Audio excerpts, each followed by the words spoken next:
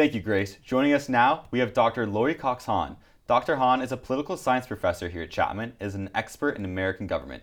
Thank you so much for joining us. Thanks for having me. So, Dr. Han, there have only been 2 impeachment proceedings in our country's history. What is the significance of this impeachment? Well, one of the most significant things about this one is the fact that this is a president who has yet to be reelected. So especially when you can compare it to Bill Clinton, he was impeached 2 years into his second term in office. So he was not going to face the voters again.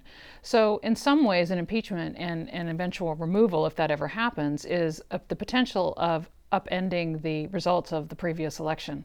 And so, we're getting close to the next election. And so the timing of it is pretty interesting and significant, but for both sides, particularly the Democrats, in pursuing this so close to, the next presidential election.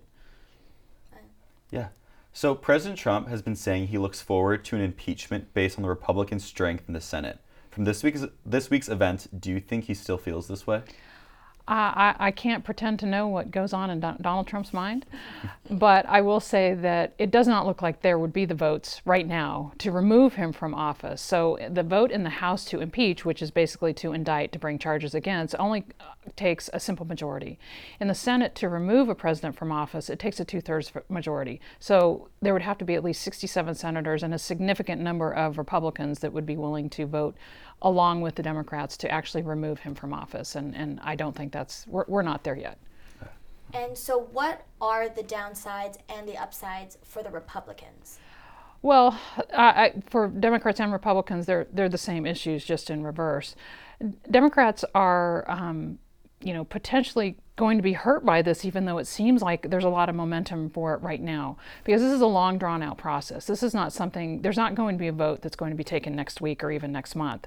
So this inquiry can take months, and a vote to impeach and to send this to the Senate is probably not the best political strategy going into 2020, because the House is pretty closely divided as it is, and it's going to be in play regardless. This is definitely putting the House in play and does not guarantee that the Democrats can hold on to their majority, because the message here is impeach Trump for Democrats. And while a lot of Democrats are going to support that, Republican and independent voters are probably not.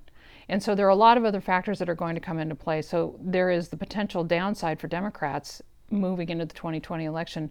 And that also means that there's the potential upside for Republicans, that their entire narrative is going to be anti-Trump, which is probably not what voters want to hear right now. Yeah, so now what's next for the whole process?